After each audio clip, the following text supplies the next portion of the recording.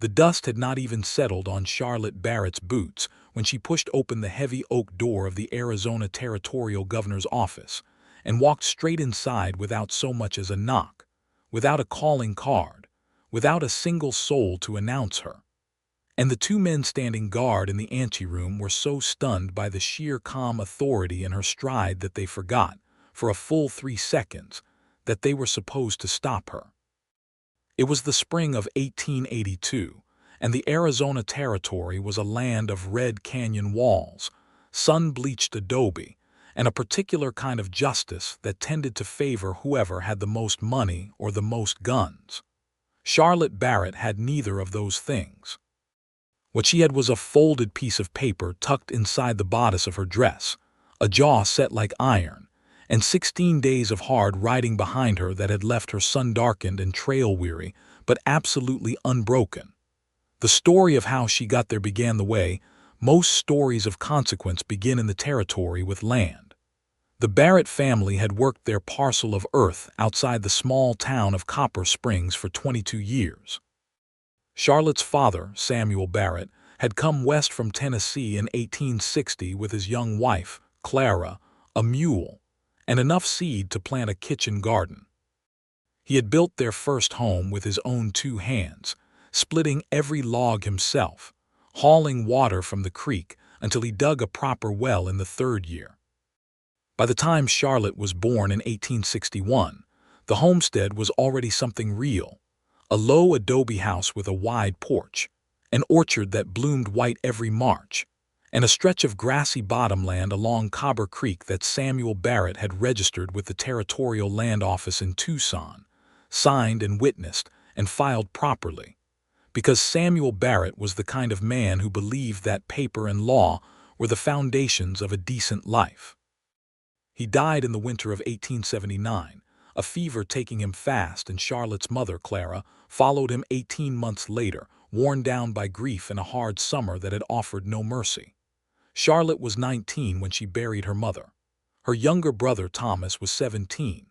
They had each other, the land, a small herd of cattle, 3 horses, and a debt to the Copper Springs Merchant Bank that was manageable if the cattle prices held. For 2 years, Charlotte and Thomas managed. They were not wealthy, but they were not desperate. Charlotte could rope and brand alongside any man in the county, and she could also keep the household accounts in a ledger with the precision of a woman who had taught herself arithmetic from the single schoolbook that had made the journey from Tennessee with her father. Thomas was cheerful and strong and had their father's gift for coaxing crops from stubborn soil. Then, in the autumn of 1881, a man named Delaney Voss arrived in Copper Springs. Voss was not a cattleman. He was not a farmer. He was what the territory produced in abundance when there was money to be made and law to be bent, a land agent, working on behalf of interests that he described as a cattle syndicate operating out of San Francisco, though the men who knew him best said his backers were considerably closer and considerably less legitimate than that. Voss wore good suits and carried a silver-handled walking stick and smiled with all of his teeth, which were unusually white and struck most people as slightly alarming. He began buying land around Copper Springs quietly, then less quietly. A neighbor named Emmett Caldwell sold in November, said he had been made an offer he couldn't refuse, though his face, when he said it, did not suggest he had been entirely willing. Old Mrs. Fenton sold in December, and by January the word going around was that Voss had a territorial order, some instrument signed in Tucson, that gave his syndicate the right of eminent domain along the Cobre Creek bottomland, which was to say the right to take it, with compensation set at whatever the syndicate felt was fair and not $1 more. Charlotte read the order when it was served on her by a sheriff's deputy named Pell, who had the decency to look embarrassed about his errand. She read it twice slowly, and then she read it a 3rd time because she wanted to be absolutely certain she understood what it said. It said she had 30 days to vacate the Barrett homestead. It said the compensation offered was $40, which was less than the value of 2 of her cattle. It said the order had been issued by the authority of the governor of the Arizona Territory, one Governor Frederick Aldis Marsh, acting in the public interest. The public interest. Charlotte folded the paper carefully and set it on the kitchen table and sat down across from Thomas, who had gone the color of milk. "They can't do this," Thomas said. "The paper says they can," Charlotte said. "But our title, Papa registered the title." "I know he did, and that is exactly what I intend to say to whoever signed this thing." Thomas looked at her the way he often looked at her, with a mixture of admiration and genuine concern for her safety. "Charlotte, that's the governor's office. You can't just walk in there." "I can walk anywhere my feet will carry me," she said, which was not a boast but simply a statement of geography. "And they will carry me to Tucson."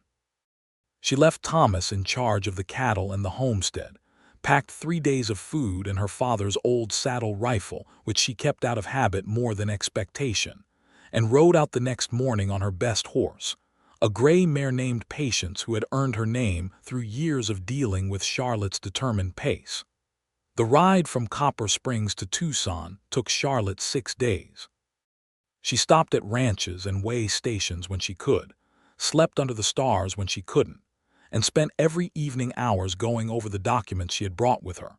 Her father's original land registration, the survey map filed in 1863, the receipts from the territorial tax office showing 22 years of property taxes paid, and the letter from the Copper Springs Merchant Bank confirming that the Barrett mortgage had been paid in full in 1878, 1 year early.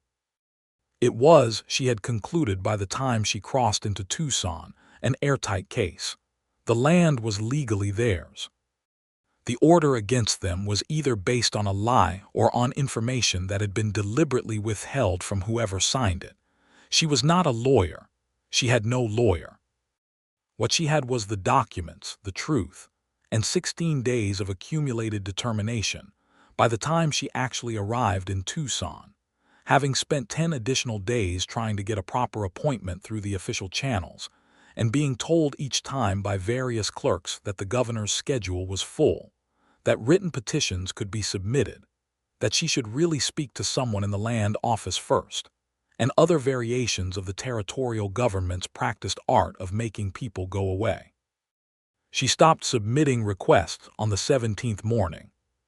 She put on her cleanest dress, which was brown calico with a white collar, and she brushed and pinned her dark hair with more care than she'd given it in weeks, and she walked through the front door of the territorial government building on Alameda Street and straight past the first clerk who tried to intercept her, and then past the second one who was more insistent, and then through the tall door marked Governor's Office Appointment Required, which she opened without slowing her stride, and found herself in a large, sun-filled room with a wide mahogany desk, behind which sat a man who was not Governor Marsh. He was not what she expected at all.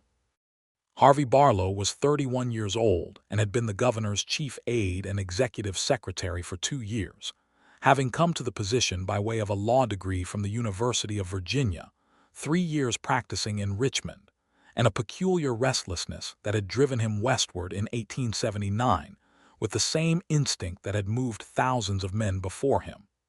The sense that the West was where things were still being made, where the choices of individuals still mattered, where a man could be part of something larger than the routine of a settled world. He was lean and brown from the Arizona sun, with dark eyes behind a pair of wire-rimmed spectacles, and he had, at the moment Charlotte walked in, been reading through a stack of land grant documents that had been sitting on his desk for 4 days waiting for his attention. He looked up. Charlotte stopped.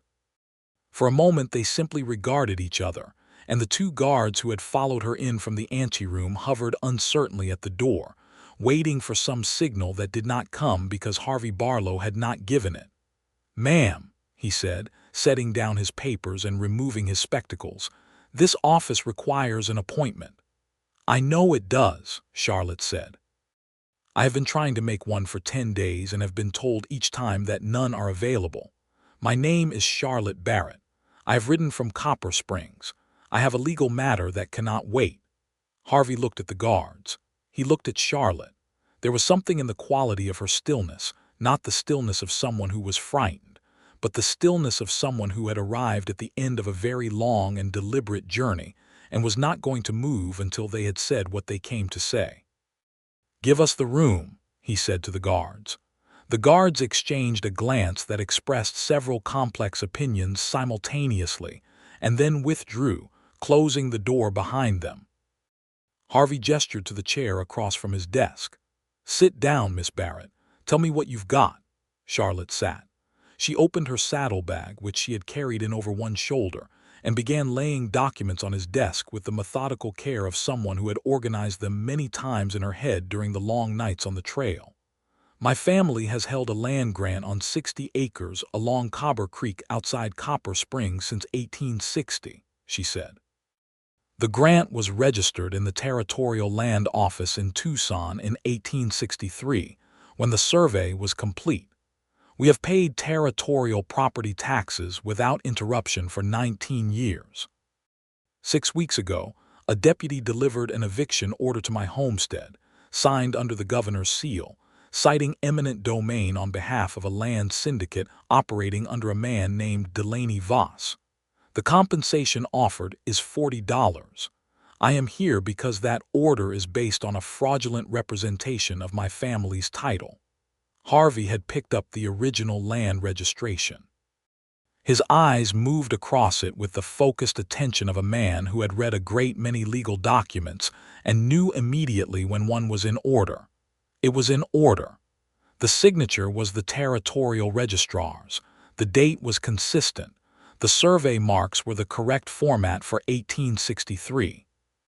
"Where did Voss claim the syndicate's authority came from?" he said. "The order cites an 1879 Territorial Act regarding water rights and public utility corridors," Charlotte said. "Voss claims the creek bottomland is required for a cattle corridor serving the public benefit, but the act he's citing applies only to land that was unregistered at the time of the act's passage. Our land was registered 16 years before that act existed." Harvey set down the registration and picked up the tax receipts. He was quiet for a full minute. Outside the windows, Tucson's midday noise drifted in wagon wheels on packed earth, someone calling out prices at a market stall, a church bell announcing the noon hour. "Who reviewed the order before it was presented to the governor?" he said. "I don't know," Charlotte said. "That is what I am here to find out."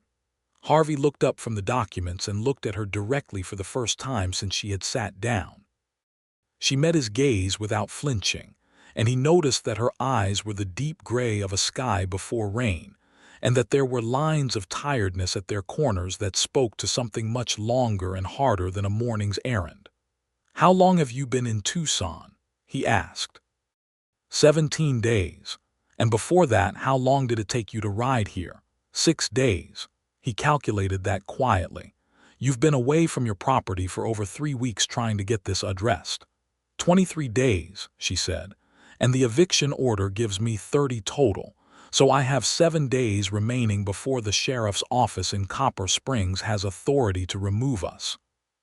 The precision of it, the way she said it without drama, simply as a mathematical fact, seemed to land on Harvey with particular weight. He stood up from behind his desk, and Charlotte noticed that he was taller than she'd assumed, and that he moved with a kind of contained energy, like someone accustomed to staying still at a desk who was more naturally given to motion. "Come with me," he said. He led her through a side door into a connecting corridor, past a series of offices occupied by clerks who looked up with frank curiosity, and then into a records room that smelled of paper and dust and old leather bindings. He went to a particular cabinet with the confidence of familiarity and pulled out a thick folder. Charlotte watched him search through it, watched his jaw tighten almost imperceptibly when he found what he was looking for, and then she saw him read it through twice, the way she had read the eviction order twice, and she knew from the set of his shoulders that whatever he was reading was not good. "The order was submitted to the governor's office 6 weeks ago," Harvey said, not looking up from the folder. "It was reviewed by a land clerk named Whitfield." The accompanying documentation that Whitfield provided showed the Barrett parcel as unregistered vacant land as of 1879. He paused. The original registration was not included in the review packet. Charlotte was very still. Because someone removed it, or never included it, he closed the folder. Whitfield has been employed here for 14 months. Before that he worked for a land brokerage in Phoenix. He looked at her then. Do you know if Voss's syndicate has any Phoenix connections? I know that Voss arrived in Copper Springs from the direction of Phoenix, Charlotte said carefully. Beyond that, I cannot say for certain. Harvey replaced the folder and turned to face her fully. The light in the records room came through a single high window and fell at an angle across the left side of his face, and Charlotte thought, with some irritation at herself for thinking it, that he was rather a striking man in an honest, unornamented way, not handsome in the manner of someone who knew it, but handsome in the manner of someone who had other things on his mind. I need you to wait here, he said. I am going to speak to the governor. The governor is in the building. He came in an hour ago. He has a full schedule, but what I have to tell him is not going to wait for his schedule. He was already moving toward the door. He stopped, half turning back. You were right to come in without the appointment, he said, for what it's worth. It is worth a great deal, Charlotte said, and meant it. She waited in the records room for 40 minutes that felt considerably longer. She stood at the high window and looked out at the Tucson rooftops, the low adobe buildings and the distant purple mountains, and she thought about Thomas at the homestead, wondered if he was managing the morning chores, whether the third-best horse had gotten over the stone bruise in her forefoot, whether the orchard was blooming yet. March had been warm. The peach trees might be out. The door opened and Harvey came back, and with him was a heavy-set man in his late 50s with a silver beard and the slightly rumpled look of someone who had been interrupted mid-lunch, which he had been.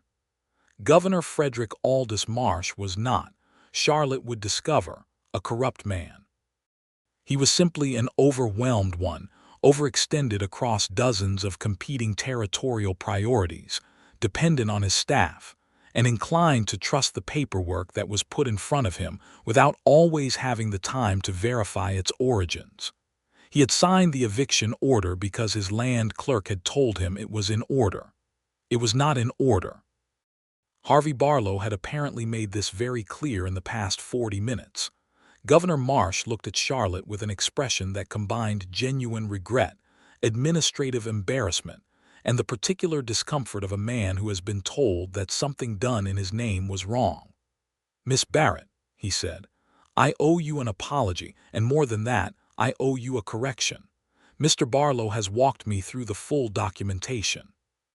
The eviction order issued against your property was based on an incomplete and apparently falsified review. It should not have been signed. Charlotte kept her voice even. Will you revoke it, Governor? I will do more than that, he said. I am going to revoke it in writing this afternoon, and I am going to instruct the sheriff's office in Copper Springs to stand down immediately. I am also going to open an inquiry into how this review was conducted and who was responsible for the omission of your family's registration from the documents presented to my office. He paused.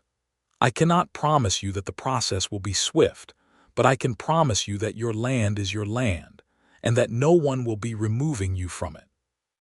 Charlotte felt something inside her chest that had been held very tight for 23 days release so suddenly that she had to press her lips together and look briefly at the ceiling to keep herself composed. Thank you, Governor, she said, when she was certain her voice would hold. Governor Marsh shook her hand, a thing he did with women rarely, and which she appreciated, and then he excused himself, telling Harvey to get the paperwork drafted immediately, that it was to be his first priority that afternoon. Harvey nodded, and the governor left, and Charlotte and Harvey stood alone in the records room in a particular kind of silence that follows a large thing having been decided. It's done, Harvey said. He sounded, Charlotte thought, almost as relieved as she felt. Let me get you a copy of the revocation order before you leave. It'll take about an hour to draft properly. I'll wait, Charlotte said. There's a sitting room adjacent to the front office. It's more comfortable than this. I have sat on the ground for several of the last 23 nights, Charlotte said. The records room is perfectly comfortable. He laughed, a real laugh, unguarded, and it changed his face entirely. Charlotte found herself smiling back before she had made any decision to do so. While the revocation order was being drafted by one of the office clerks under Harvey's direction, Harvey came back to the records room twice on the pretense of checking various details. And on the third time he came back with 2 cups of coffee from the small kitchen at the back of the building, and handed her one without a word. And she accepted it without a word, and they stood at the high window together and looked out at the Tucson afternoon. "You said the land has been in your family since 1860, Harvey said. "You would have been, not yet born," Charlotte said. "My father came west from Tennessee before I was born. I came into the world on Arizona soil. And your parents?" "Both gone," she said. 5 years past, it's my brother Thomas and me now. And you've run it together since then." "We have. Thomas handles the planting and I handle the accounts. We both handle everything else." She looked at the coffee cup, warming both her hands around it. "I suppose you're going to tell me I should have hired a lawyer." "No," Harvey said. "I'm going to tell you that you made a better argument without one than most lawyers make with a full retainer and 6 weeks of preparation." He paused. "Where did you learn to organize a legal case?" "From my father's books and my own necessity," Charlotte said. "My father believed in education fiercely. He brought 4 books west. 2 of them were law books." Harvey looked at her with an expression she couldn't quite read, something between admiration and a kind of quiet attentiveness that felt different from the professional attention he'd given to the documents. "That is remarkable," he said. "It is practical," Charlotte said, though she felt a warmth in her face that she attributed to the coffee. The revocation order was ready in just under an hour. Harvey reviewed it himself, line by line, and Charlotte stood beside him at his desk and read it as he went, because she was not a woman who trusted documents she hadn't read herself. When he looked up to find her reading over his shoulder, he did not seem annoyed. He looked, if anything, gratified. "Everything correct," he said. "It is," she said. "It is more than I hoped for." The order not only revoked the eviction but formally stated that the Barrett land grant was confirmed valid and protected under territorial law, and that any further attempts to encumber or seize the property without proper judicial process would be subject to territorial prosecution. It was, in effect, a shield. Harvey signed it alongside the governor's seal and handed her the original and 2 copies. "Keep all 3, he said. "One for your records, one to file with the land office, and one to give directly to the sheriff in Copper Springs in person." "I know what to do with legal documents," Charlotte said, and she wasn't being sharp with him. She was simply stating a fact, and he received it as such. "I know you do," he said. "That's why I'm telling you what I would tell any competent person, not talking down to you." He met her eyes. "There's a difference." She considered him for a moment. "Yes," she said, "there is. Thank you for knowing it." She put the documents into her saddlebag with careful deliberateness. She straightened up. She looked around the office, this room that she had walked into without permission, and that she was walking out of with her family's home secured, and she felt the full weight of it settle into her bones, not just relief, but something fiercer and more complicated, a sense that she had done a real thing and it had mattered. "I should ride before the afternoon gets much later," she said. "I want to cover some ground before dark." Harvey walked her out through the anteroom, past the guards who watched her with entirely different expressions than they'd had when she came in. At the front door of the building, in the sharp afternoon light of Tucson in March, he stopped. "Miss Barrett," he said. She turned. He looked for just a moment like a man who was choosing between several things he could say. "The inquiry into Whitfield and the syndicate may require your testimony at some point. If it does, you would be summoned back to Tucson." "I understand," she said. "And if you find that the sheriff in Copper Springs is slow to act on the revocation, if there is any difficulty at all, send word here directly." He paused. "To me specifically, not to the general office." Charlotte looked at him. The afternoon sun was behind her and in his face, and he did not squint against it. "To you specifically," she repeated. "I have a particular interest in making sure this one is properly resolved," he said, and his voice was steady and professional, but there was something underneath it that was neither steady nor professional, and Charlotte was not a woman who missed things. "I will remember that," she said. And then, because she was the daughter of a man who believed in plain speaking, she said, "Mr. Barlow, you were the first person in this building who treated me as though I had come here with something worth hearing. I won't forget that either." Something moved in his face. "It would be hard to ignore," he said quietly. "You made it very difficult to look away." It was not a compliment he'd planned to say. She could tell from the slight self-correction in his expression a moment after he'd said it. But it hung in the warm afternoon air between them as she turned and walked to the hitching post where Patience waited, and she could feel his gaze on her back all the way down the steps. She rode north out of Tucson in the long gold light of late afternoon, and she let herself smile for the first time in 23 days, and the smile had more than one reason in it. The 6 days back to Copper Springs passed in a different key than the 6 days out had. Coming in, Charlotte had ridden with the particular tension of someone carrying a burden toward an uncertain outcome. Going back, the weight was different. The documents were in her saddlebag, and the outcome was certain, and the tension that remained was of an entirely different, quieter, more personal variety. She caught herself thinking about Harvey Barlow with an insistence that surprised her. She thought about the way he had told the guards to leave the room without any hesitation, acting entirely on the quality of her conviction. She thought about the coffee, brought without fanfare or expectation of credit. She thought about the way he'd read documents with genuine, focused respect for what was on the page, not performing attention but actually giving it. She thought, somewhat against her will, about that last thing he'd said. "You made it very difficult to look away." She had been courted before. There had been a young man in Copper Springs 2 years back, the son of a rancher, perfectly decent and perfectly dull, who had called on her 3 times and then been gently discouraged. There had been another, briefly, a cattle buyer who passed through and talked too much about himself.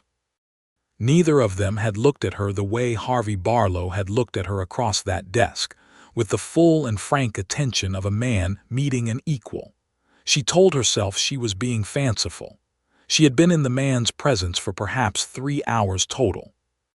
She knew almost nothing about him beyond his evident competence, his decency, and the fact that he had been to university in Virginia, which meant he had come from something and walked away from it, which was a thing she found she could not help but find interesting. She arrived in Copper Springs on a Thursday evening, rode straight to the sheriff's office, and served Deputy Pell, who had delivered the original eviction order with the revocation, in person, as Harvey had instructed. Pell read it with visible relief. He had been uncomfortable with the whole business from the start, and he said as much, and Charlotte thanked him for at least that much and went home. Thomas met her at the gate of the homestead with his hat in his hands and an expression that was trying very hard to be composed and not quite managing it. "You got it," he said. "We got it," she said, and held up the saddlebag, and Thomas let out a sound that was somewhere between a laugh and something much rower than that, and he caught her in a hug that nearly lifted her off the ground. She told him the whole story that evening, sitting at the kitchen table with the lamp lit and a proper supper between them, which was a luxury after weeks of trail rations. She told him about the 10 days of being turned away, and about walking in without the appointment, and about Harvey Barlow looking up from his papers and not sending her out. She told him about the governor. She told him about the records room and what had been found there. Thomas listened with his elbows on the table and his face moving through wonder and outrage and relief in sequence. When she finished, he said, "This Barlow fellow, what was he like?" Charlotte served herself more of the beans. "Competent," she said. Thomas looked at her with the specificity of a younger sibling who had known her all his life. "That's not an answer to the question I asked." "It is a perfectly accurate answer," Charlotte said. "You're talking about him the way you talk about the well pump when it's working properly, Thomas. I'm just saying. Eat your supper." Thomas ate his supper, still looking at her with an expression of transparent analysis. She ignored it with the practiced dignity of a woman who had been dealing with her brother's observations for 21 years. But that night, lying in her own bed for the first time in weeks, listening to the familiar sounds of the homestead at night, the cattle settling, the horses moving in the corral, the far-off call of a nightjar, Charlotte stared at the ceiling and admitted to herself, quietly and without drama, that she had thought about Harvey Barlow more on the ride home than she had thought about almost anything else. It was 2 weeks later that the letter arrived. It came through the Copper Springs post office on a Friday morning, addressed in a precise and careful hand. Miss Charlotte Barrett, Cobre Creek Homestead, Copper Springs, Arizona Territory. She was at the post office picking up a seed catalog and a bill of lading, and the postmaster, Mr. Anselm, handed it to her with the slightest elevation of one eyebrow that constituted, for him, a considerable display of curiosity. She waited until she was outside, standing in the morning sun with Patience hitched to the post, before she opened it. It was from Harvey Barlow, and it was written on governor's office stationery, though the content quickly made clear it was personal rather than official, a distinction he acknowledged in the second sentence. He wrote that he was writing in his personal capacity rather than his official one, that he hoped she would not find that presumptuous. He wrote that the inquiry into Whitfield had proceeded rapidly. The clerk had been dismissed and referred to the territorial prosecutor, and a preliminary review of the Voss Syndicate's paperwork had revealed at least 3 other instances of falsified land records, which were now under active investigation. He wrote that she might be called to testify, but that her title was secure and her legal position was entirely protected regardless. And then, after 2 paragraphs of careful official summary, the letter changed its register in a way that was almost physically perceptible. He wrote that he had found himself thinking about the conversation they'd had in the records room. He wrote that he was not in the habit of writing personal letters to people who came through his office, and that he was aware this might strike her as irregular, and that he was writing it anyway because he had decided some time ago that irregular things done for good reasons were generally worth doing. He wrote that if she was ever in Tucson again for any reason, he would very much like to continue the conversation, and that if she was willing to write back, he would be honored by the correspondence. He signed it Harvey Barlow, and then, below that, simply Harvey, as if he'd thought about it and decided the surname was unnecessarily formal. Charlotte read the letter 3 times, standing in the Copper Springs morning sun while Patience waited with patient equanimity, and then she folded it very carefully and tucked it into the pocket of her dress. She wrote back that afternoon. She wrote 2 drafts and burned both of them for being either too formal or too informal, and on the 3rd attempt she found the register she wanted, which was honest. She told him she was glad the inquiry had moved quickly. She told him that the homestead was well, that the peach trees were indeed in bloom as she had suspected, and that Thomas had expressed a desire to meet the man who had helped resolve things in Tucson, which she was telling him not as an invitation, but simply as a fact she found amusing. She told him that she found the prospect of continued correspondence a welcome one, that she had not been sure whether to expect to hear from him again and was glad that she had, and that she did not find it irregular at all. She signed it Charlotte Barrett, and then, after a moment's consideration, Charlotte. The letters began to travel back and forth between Tucson and Copper Springs with a regularity that was initially twice monthly and became, over the following weeks, weekly, and then more than that. Harvey wrote with the same quality of attention he brought to everything else, thoughtful, specific, never perfunctory.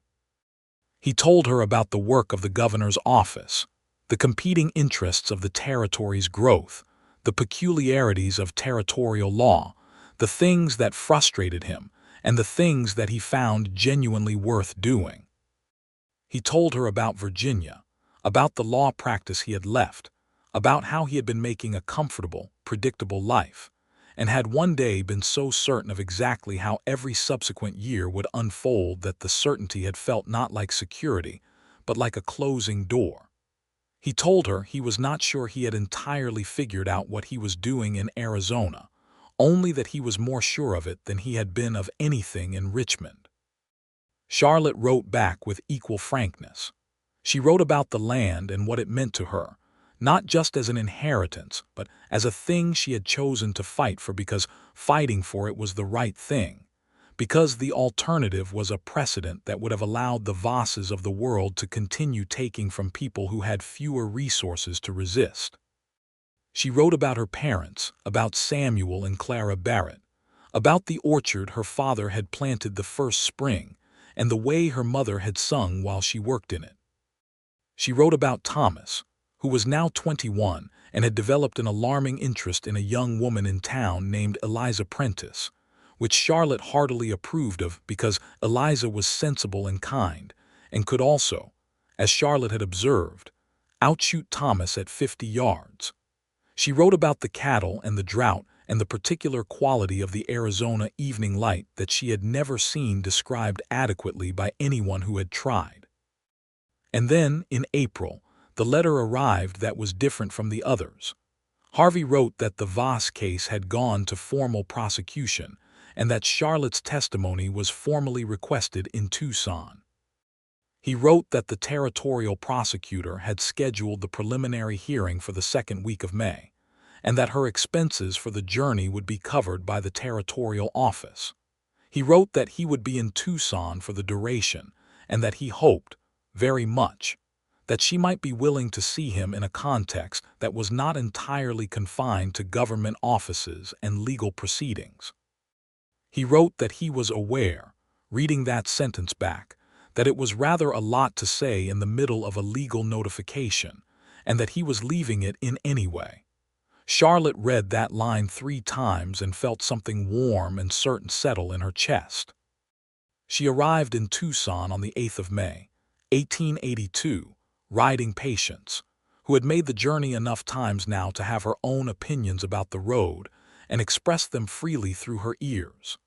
Charlotte came in the morning, and the hearing was not until the next day, and she had arranged to stay at a respectable boarding house on Congress Street that had been recommended to her by a woman she'd met on the road.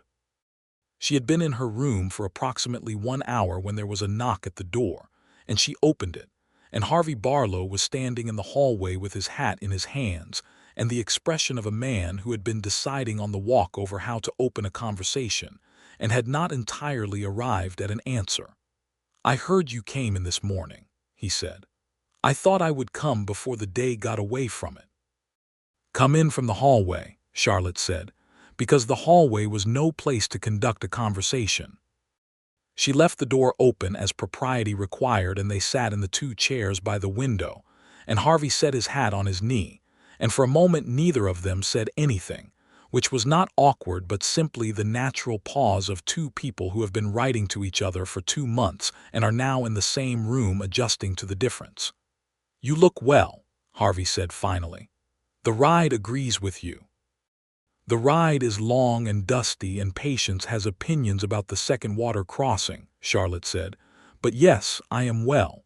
How are things here?" "The prosecution is solid." Whitfield has been talking, as men do when their circumstances become uncomfortable, and what he has said has been instructive.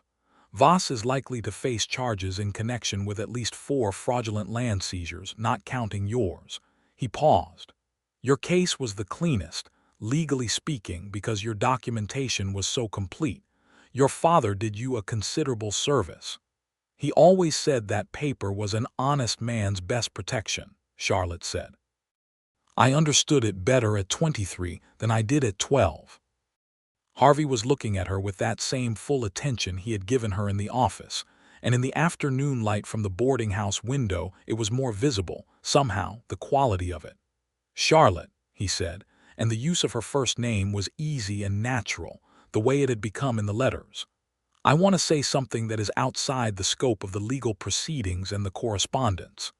"Then say it," she said, because she was her father's daughter in more than the property records. He looked at her steadily. I have been doing this work for 2 years, and a great many people have come through that office, and I have never, not once, written a personal letter to anyone who came through it.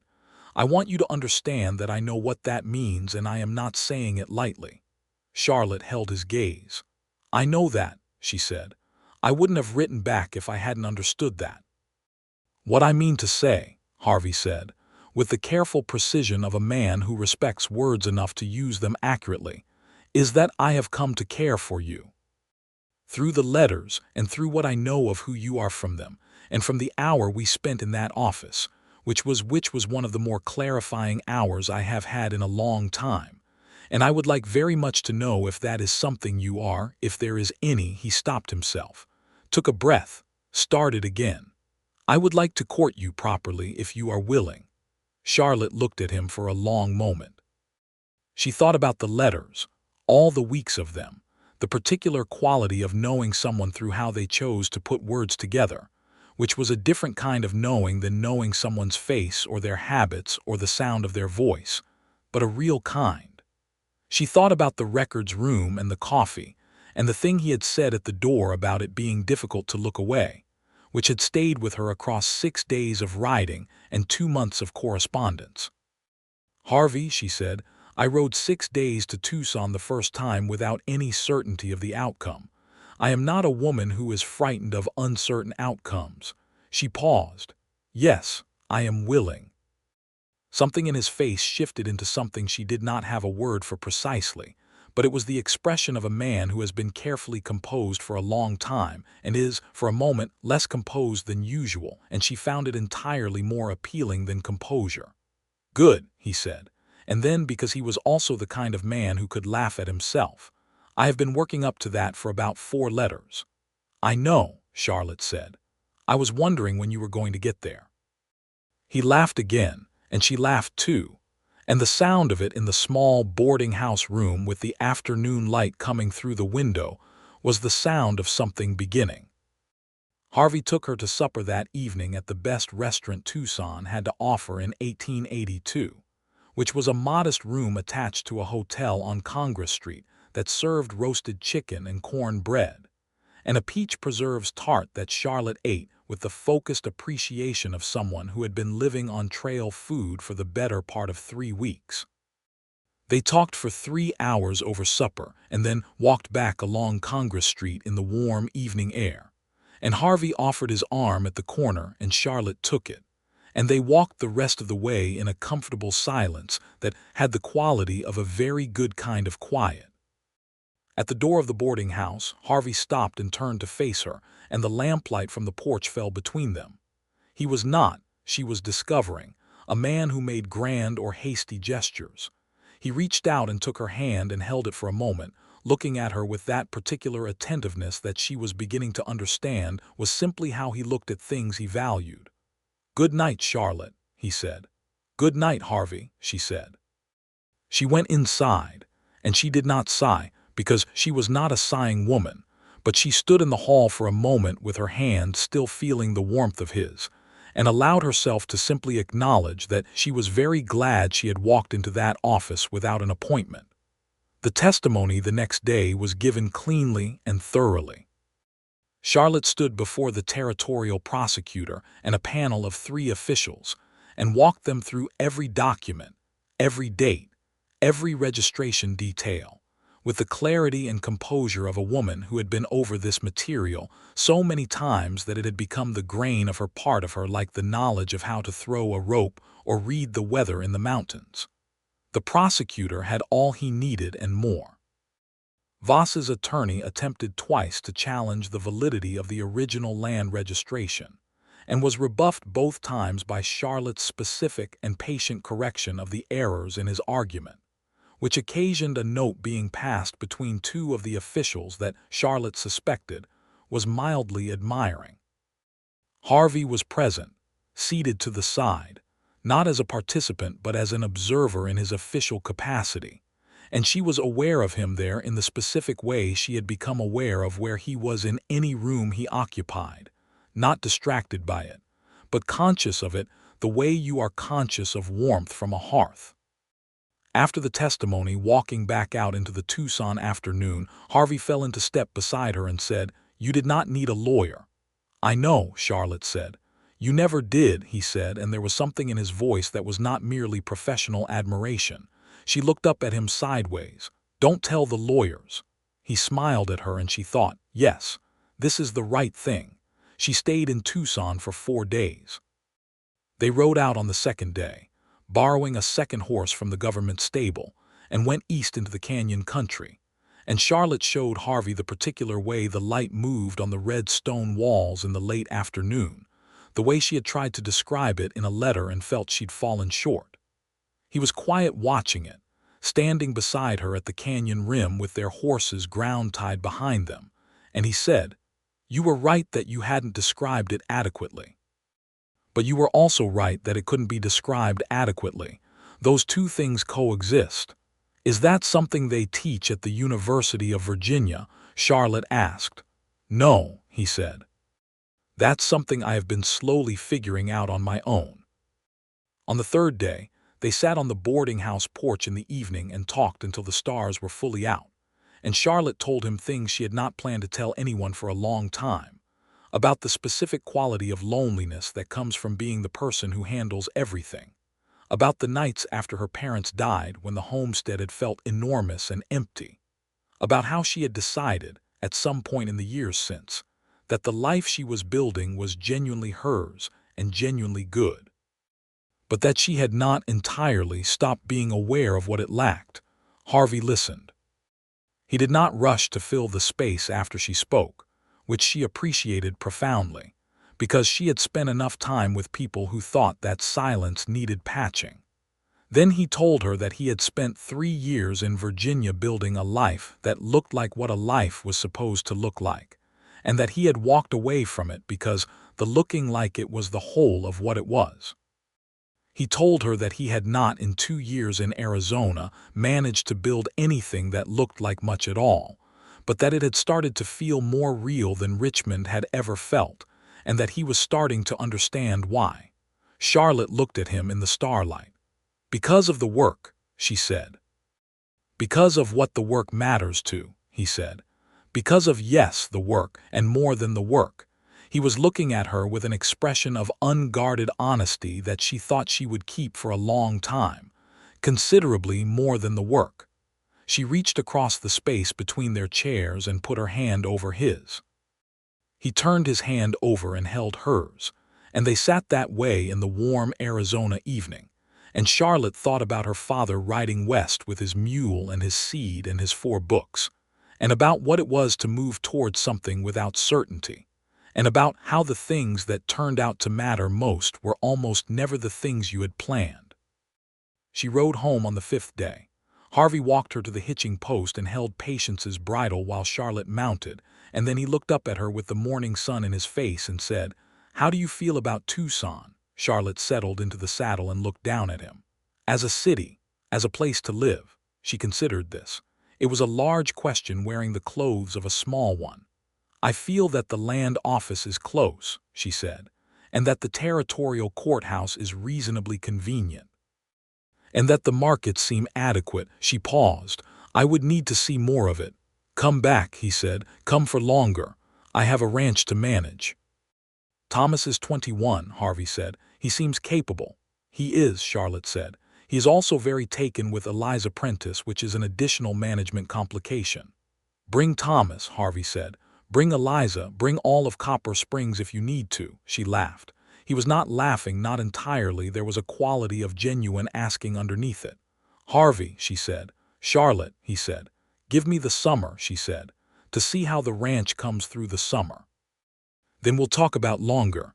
"The summer," he said. He nodded. "All right."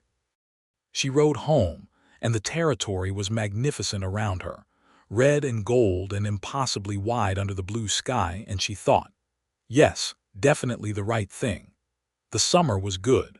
The cattle came through the heat well, and the orchard produced more peaches than they could sell, and Thomas and Eliza Prentice became publicly and beamingly courting, which caused a considerable amount of cheerful discussion in Copper Springs, most of it approving. Charlotte rode out every morning before the heat came up and checked the fence lines and the water sources and the small vegetable garden. And she wrote to Harvey 3 times a week, and he wrote back, and the letters were longer and more plainly affectionate with each exchange. In June, a letter arrived that was short and slightly formal at the beginning, which told her before she reached the personal part that Harvey had composed it multiple times. He wrote that the Voss prosecution had concluded. Delaney Voss had been convicted on 4 counts of land fraud and sentenced to 5 years in the territorial penitentiary, and Whitfield had received 2 years as an accessory. The other families who had lost land through the fraudulent orders were in the process of having their properties restored or, where properties had already been sold on to third parties, receiving genuine compensation at actual market value. It was a better outcome than anyone had dared to expect when the investigation began, and it had begun because Charlotte Barrett had walked into the governor's office without an appointment. She read that line twice. He had written it that way deliberately, she knew. She could hear his voice in it. The second part of the letter was less formal. He wrote that he missed her with a specificity that embarrassed him slightly, and that he had decided to tell her anyway, because he had a consistent policy of telling her things anyway. He wrote that he had looked at a piece of property near the edge of town, a house with enough land to keep a horse or 2 and a kitchen garden that could be made into something. He wrote that he had not done anything about it and would not without, he chose his words carefully, without knowing what she thought. Charlotte sat with that letter for an afternoon. She talked to Thomas that evening, told him the contents, the official and the personal both, and Thomas listened with the seriousness he brought to important things. "So he's asking you," Thomas said. "He is asking me what I think," Charlotte said, "which is not quite the same thing." "It is in that man's vocabulary," Thomas said, with the perspicacity of someone who had read all the letters over Charlotte's shoulder, often by explicit invitation and occasionally by happy accident. Charlotte was quiet for a moment. "What do you think about the ranch?" she said. "If I were to spend more time in Tucson, eventually." Thomas looked at her carefully. He was not a boy anymore. He was a young man with work-hardened hands and a straight, honest gaze that looked a great deal like their father's. "I think," he said, "that you kept this land for us, and I think that I can manage it and that Eliza would be glad to help and that you have spent 6 years taking care of everything for everyone including me." He paused. "I think it is your turn to have something that is for you." Charlotte looked at him for a long time. "Papa would like her," she said. "Eliza?" "Yes," Thomas said. "He would." She wrote back to Harvey that night. She told him about the Voss verdict and what she felt about it, which was a complicated mixture of vindication and sorrow for the time and the suffering it had taken. She told him what Thomas had said. And then she wrote, clearly and without hesitation, that if he still wanted her opinion on that piece of property, she would like to see it in September, and that she would come to Tucson for a week, and that she thought a week would tell them both a great deal. His answer came back in 5 days, which was the fastest a letter could travel. It was 3 lines. "September cannot come quickly enough.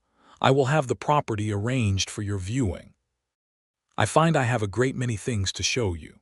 Charlotte folded that letter and put it with all the others in the small wooden box she kept on the table beside her bed, which had grown heavy with paper over the summer, and she allowed herself to feel something she had not felt in a long time, a specific, uncomplicated happiness about what was coming next.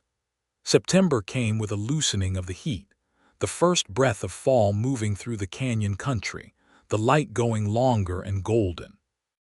Charlotte packed for a week and said goodbye to Thomas and Eliza, who were by this point effectively running the homestead together, with a cheerful efficiency that made Charlotte feel both proud and slightly redundant, and rode Patience south toward Tucson for the 3rd time. Harvey met her at the edge of the city. He had ridden out to meet her, which she had not expected, and when she saw him coming up the road on a bay horse, she felt the particular warmth of being met after a long road by someone who had come specifically for you. They rode in together, side by side, and talked the whole way, the talk flowing easily and with the particular comfort of people who know each other well through letters, and are confirming in person that the person is the same as the correspondence, which in this case they were, and better. The property Harvey had found was a low adobe house with 4 rooms, a covered porch that looked west over the desert, a walled kitchen garden, and a small stable. It needed work. The walls needed whitewashing. The garden was overgrown. The stable door hung wrong on its hinges.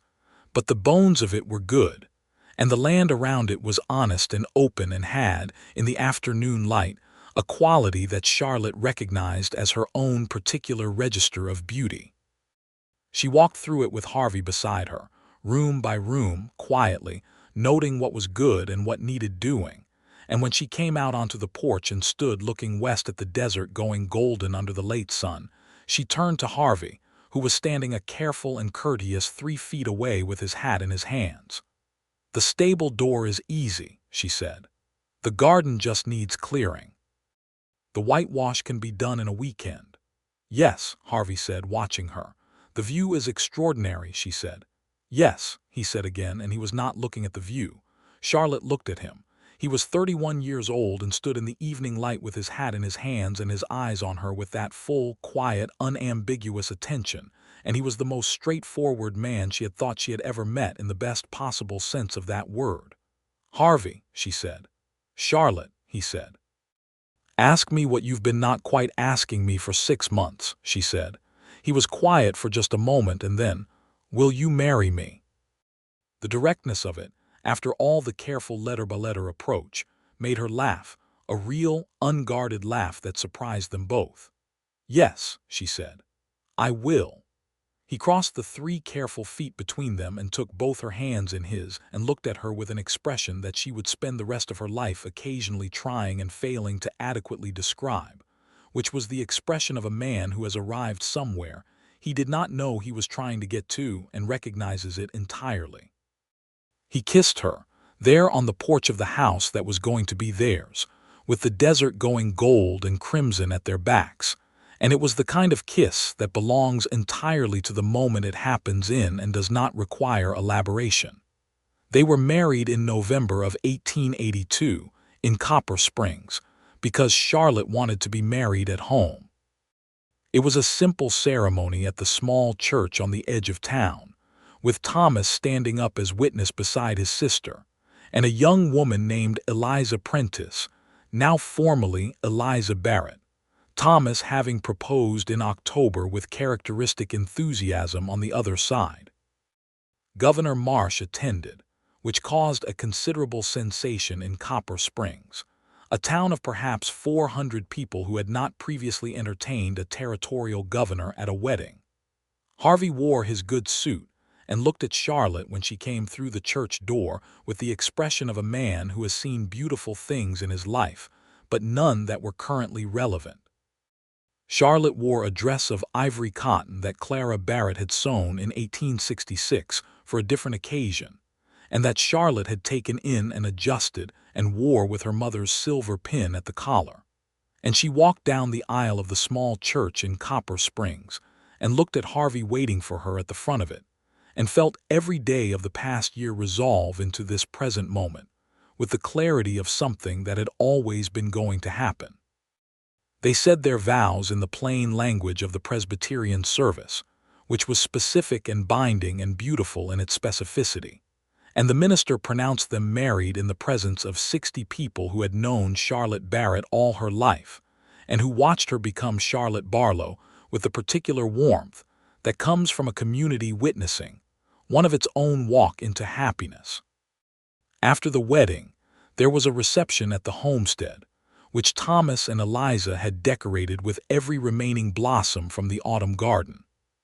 People brought food, and someone brought a fiddle, and someone else brought a second fiddle, and the evening became what Arizona Territory evenings of celebration became in 1882, loud and warm and unhurried, with the stars coming up enormous overhead and the sound of music carrying far in the clear night air.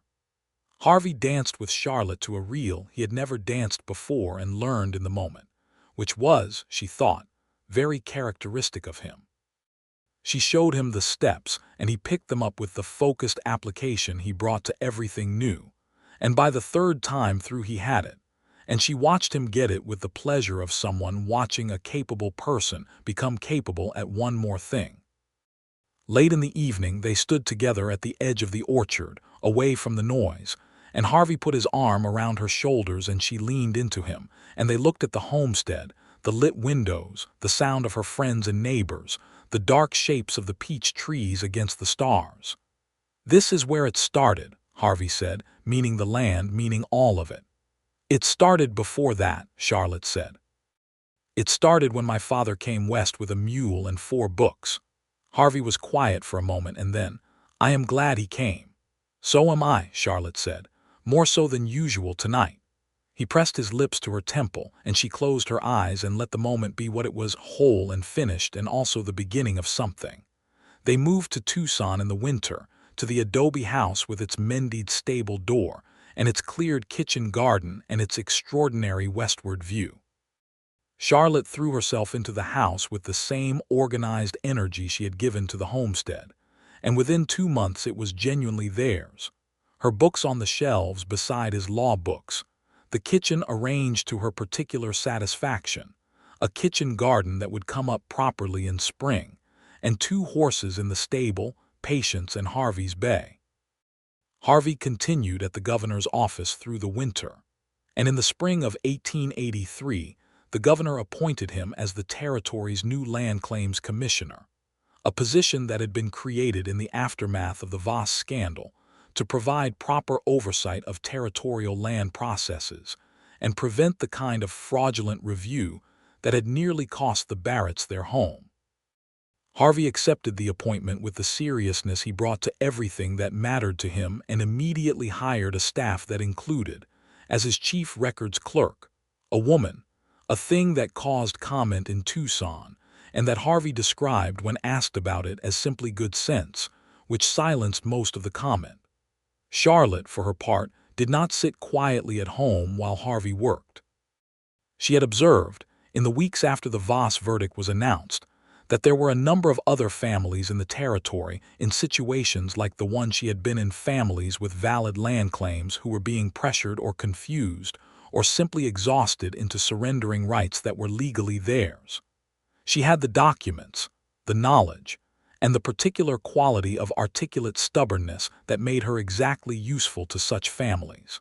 She was not a lawyer, but she helped people organize their cases, helped them understand what they had and what it meant, wrote letters on their behalf, and when necessary, went with them to the relevant offices to make sure they were heard. Harvey watched this development with open and unambiguous pride that he expressed frequently and specifically. He told her once that she had, in the months since they arrived in Tucson, done more practical good for people with legitimate land grievances than the official system had managed in the past 5 years, which was both a compliment to her and a critique of the system that he was simultaneously trying to reform, and she received both parts of it as intended. In April of 1883, Charlotte told Harvey that she was expecting their first child. Harvey received this news in the kitchen, where Charlotte had told him over the breakfast coffee with her usual lack of ceremony, and he sat very still for a moment in the way he went still when something mattered enormously. And then he stood up and came around the table and took her face in both his hands and kissed her with a tenderness so complete that she felt it in her bones, and he said, "Are you all right?" First, and this is wonderful, second, which was exactly the right order and which was, she thought, exactly him. The summer of 1883 passed gently in the adobe house on the edge of Tucson. Charlotte was well through the pregnancy, uncomfortable in the August heat, but otherwise healthy and characteristically disinclined to be slowed down by it, which caused Harvey to navigate the delicate balance between appropriate concern and absolute respect for her judgment with a thoughtfulness that she found endearing. He did not fuss. He did not hover. But there was always a glass of water in the shade where she was working, and the horse was always ready if she needed to go anywhere. And every evening he sat beside her on the porch and watched the desert go through its colors, and told her about his day, and listened to hers with the same full attention he had always given her. And she thought sometimes that this, the simple dailiness of being with someone who is genuinely interested in you, was the thing she had not known to miss until she had it. Thomas and Eliza came to Tucson in September, Thomas brimming with news about the homestead, and with a particular quality of barely contained excitement that turned out to be his announcement that Eliza was also expecting, due in the spring. The four of them sat on the porch and watched the stars come out and talked about the future, which had a particular texture that evening, spacious and layered, full of things that were already good and things that were going to be. On the 4th of October, 1883, Charlotte Barlow delivered a healthy boy at the Tucson boarding house, where the doctor attended such matters.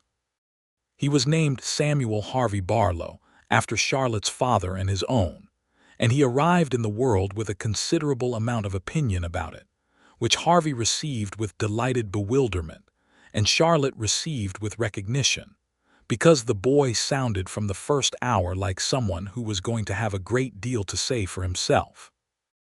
Harvey held his son for the first time with the concentration of a man handling something of complete and irreplaceable value, and Charlotte watched him from the bed where she had accomplished the significant work of bringing Samuel Harvey Barlow into existence, and she thought, this is the whole of it.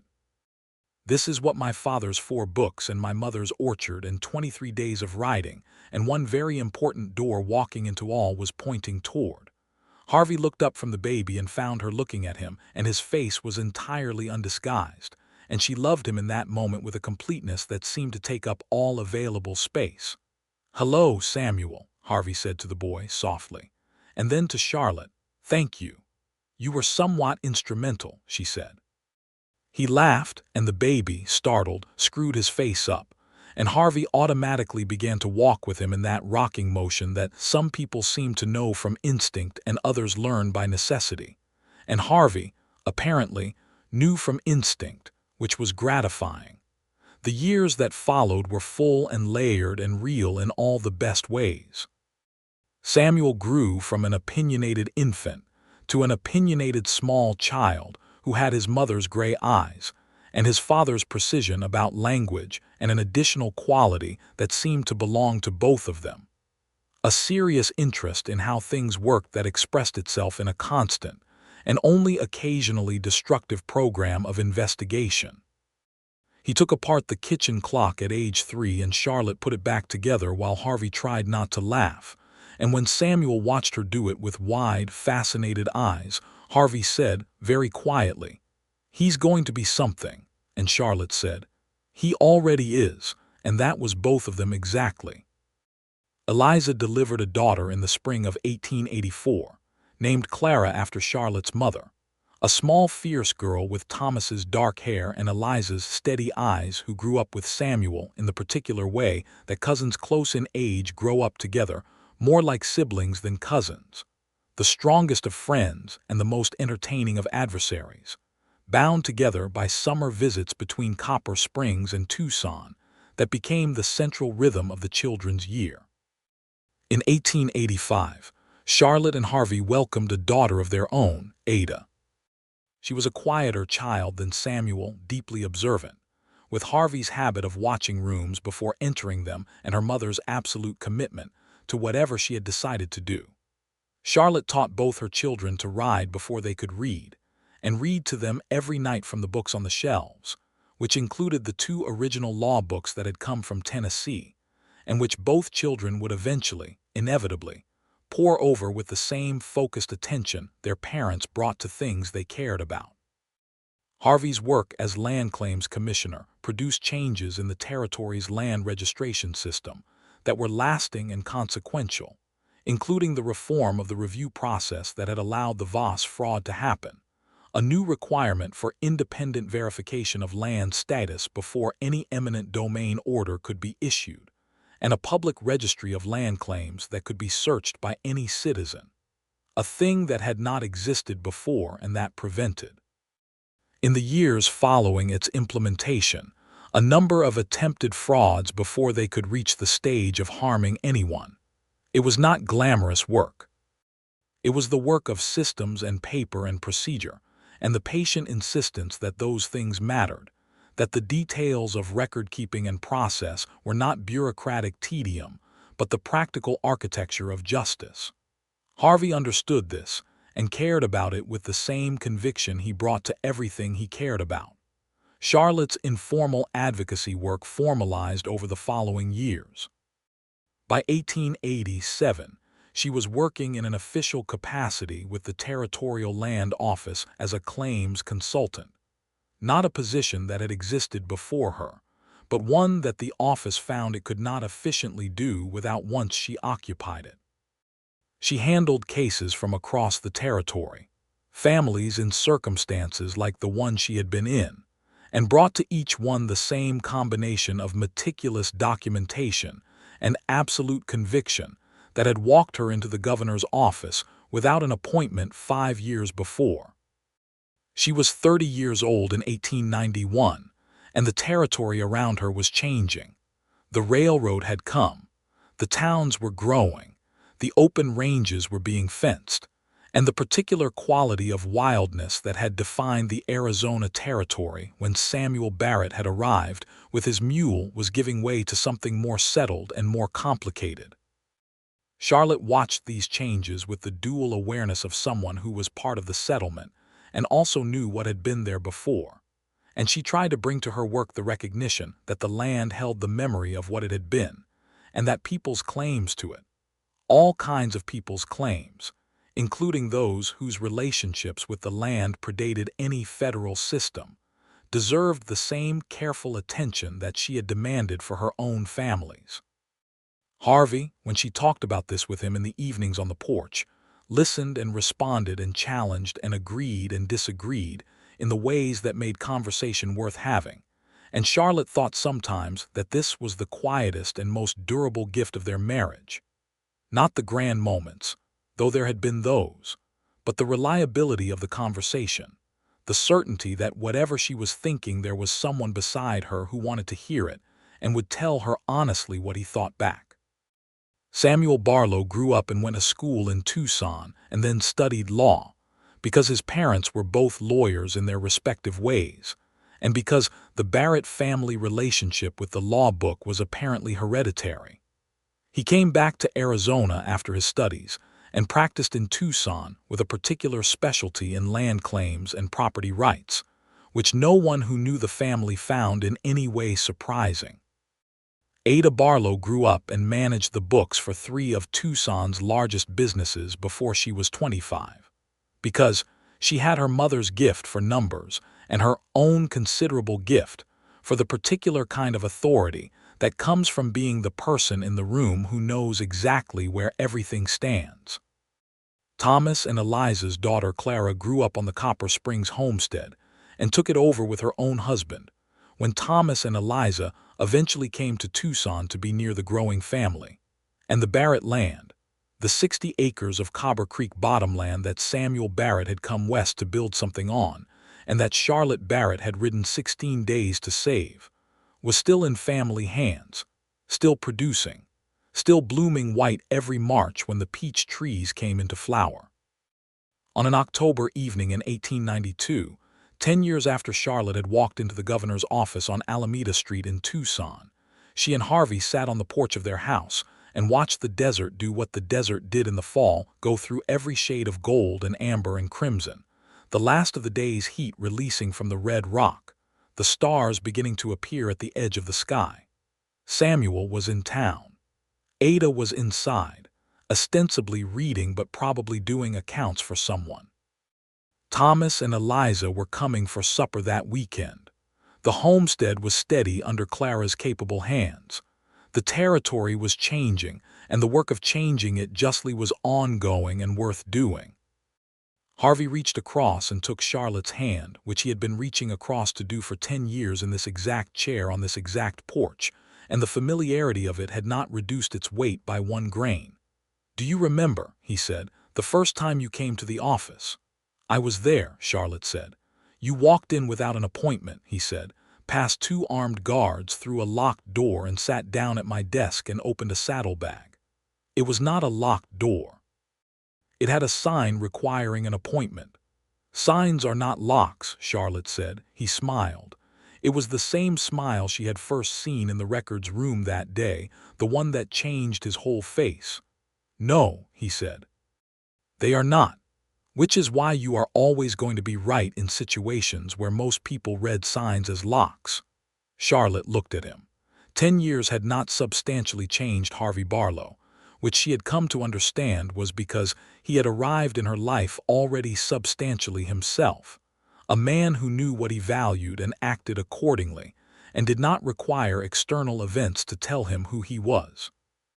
There was gray at his temples now that was, in her honest assessment, extremely becoming, and the wire-rimmed spectacles had been replaced by a slightly sturdier pair, and the lean brown face had the particular quality of a face that had spent years in the Arizona sun and made its peace with it. "Harvey," she said. "Charlotte," he said. "I would do it all again," she said. "Every mile of it." He brought her hand up and pressed his lips to her knuckles in the old-fashioned gesture that he had never been self-conscious about because he was not a self-conscious man. "As would I," he said. "Every single letter." "We could have just talked," she said. "We were in the same city for several days." "I needed the letters," he said. "I needed to know you were real when you weren't in the room." "And am I," she said, "real when I'm not in the room? More real than anything else in it," he said. The desert went crimson, and then the crimson softened to purple, and then to the deep dark blue of an Arizona night, and the stars came out in the quantities that only a truly open sky can hold. And Charlotte and Harvey Barlow sat on their porch and held hands in the dark with the specific piece of people who have built something together that is worth having built, who have fought for it and earned it and tended it through all the seasons of a life, and who have arrived at this evening, this particular, ordinary, irreplaceable evening with nothing left undone and nothing left unsaid and everything, entirely and completely, as it should be. The peach trees would bloom in the spring. The work would continue. The children would come for supper on Sunday. The letters, which had long since been replaced by the conversation itself, were kept in 2 boxes now, one in the study in Tucson, and one in the chest at the Copper Springs homestead, where Thomas kept the things that mattered. And they were, taken together, the record of 2 people recognizing each other across a mahogany desk in a territorial government office in 1882, and deciding, with the full deliberateness of 2 careful and honest people, to keep going toward each other. Charlotte Barrett had walked into the governor's office without an appointment. She had heard the order revoked before she left the building. And she had walked out into the Tucson afternoon with the documents in her saddlebag, and something else she had not gone in looking for, the beginning of a life with a man who had looked up from his papers and forgotten, for a moment, to send her away. It was, she had always thought, the best use anyone had ever made of a sign that said appointment required.